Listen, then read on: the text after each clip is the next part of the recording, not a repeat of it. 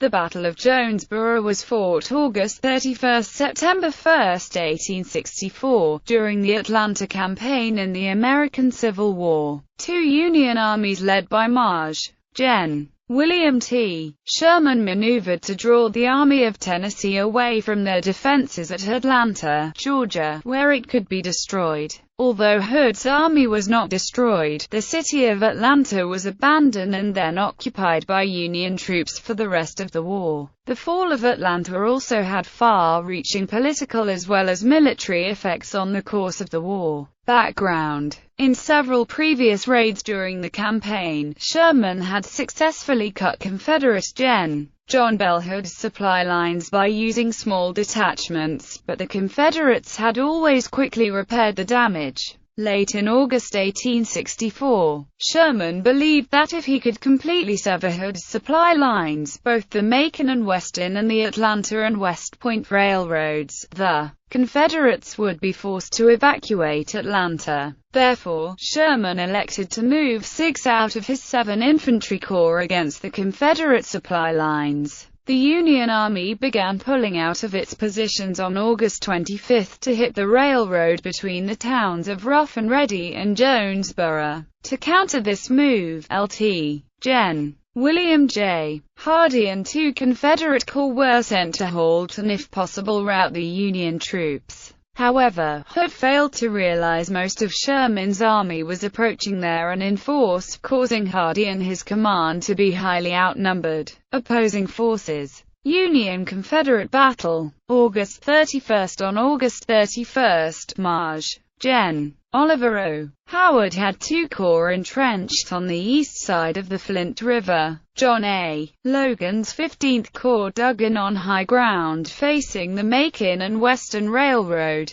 The 16th Corps, now led by Thomas E. G. Ransom, formed a right angle connected to Logan's right. Frank Blair and the 17th Corps were in reserve west of the Flint River. Hardee left Patrick Cleburne in command of his own corps while he directed the 2-corps assault. Cleburne would move south and attack the Federal line held by Ransom, while Stephen D. Lee was to make the secondary attack against the Logan's line. Cleburne's lead division, led by Mark Lowry, moved west, and just as it was turning north toward the Federal lines, he was unexpectedly hit by H. Judson Kilpatrick's dismounted cavalry, concealed behind fence rails and armed with Spencer repeating rifles. Kilpatrick's fire was so effective that Lowry broke off from his attack against Ransom's main line and directed his entire division against the Union cavalry. Lowry succeeded in driving off the cavalry, but instead of returning to his original goal, he pressed the cavalry across the Flint River and was eventually stopped by Giles A. Smith's division from the 17th Corps west of the river. Lee mistook the firing between Lowry and Kilpatrick as the main assault and attacked well before Cleburne's troops had actually gone into action with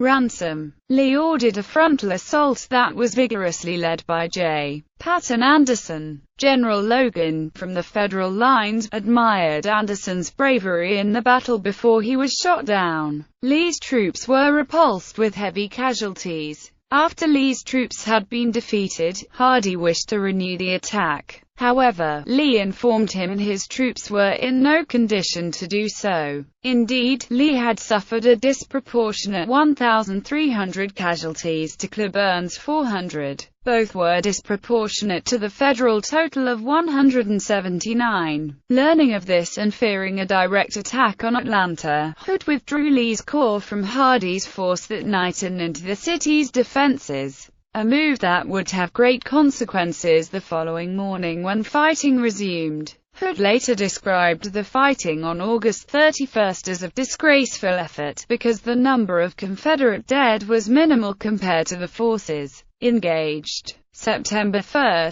The next day, September 1, Sherman brought up the 14th Corps, now led by Jefferson C. Davis, for an assault on the Confederate lines north of Jonesborough. Much of the morning, however, was spent bringing up further Union reinforcements. Sherman was particularly concerned about bringing into line David S. Stanley's 4th Corps, which was busy destroying the Macon and Western Railroad near Rough and Ready. Hardee moved his lone corps in a defensive line with the divisions of John C. Braun and Cleburne parallel to the Macon and Western Railroad. George Manny's division ran perpendicular to Cleburne's right, forming a salient centered around the railroad. Map by 4 p.m. Stanley's corps still had not yet arrived on the battlefield, and Sherman ordered Davis to make an attack on a Confederate salient held by Cleburne and Maney. The apex of the salient was held by Daniel Govan's brigade. Davis made an initial attack, led by a brigade of U.S. regulars, which was easily repulsed. Next, he positioned all 3 of his divisions for an assault. Absalom Baird was in the center, with James D. Morgan on the left and William P. Carlin on the right. John A. Logan's 15th Corps also moved up on Davis's right.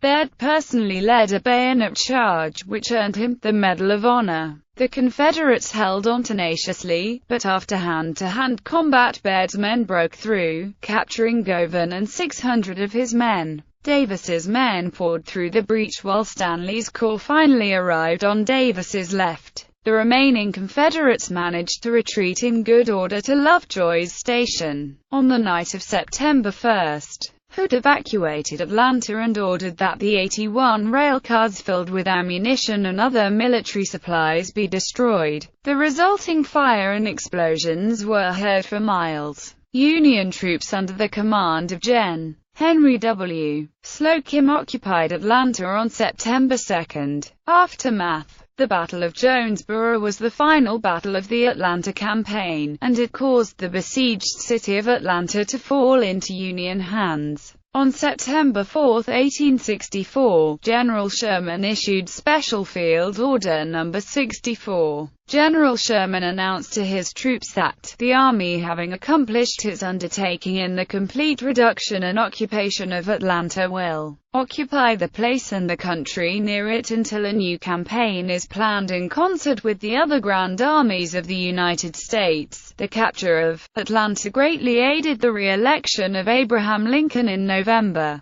and hastened the end of the war. Hood led his defeated army away from Atlanta and to the west, opening the way for Sherman's march to the sea and resulting in the virtual destruction of his Army of Tennessee during the Franklin-Nashville campaign. In 1872, many of the fallen soldiers were relocated and reburied in the Patrick R. Cleburne Confederate Cemetery. In popular media, the famous fire scenes in the 1939 American film Gone with the Wind depict the conflagration in Atlanta caused by the spreading of fires started when Hood ordered the destruction of military supplies and installations as he evacuated the city.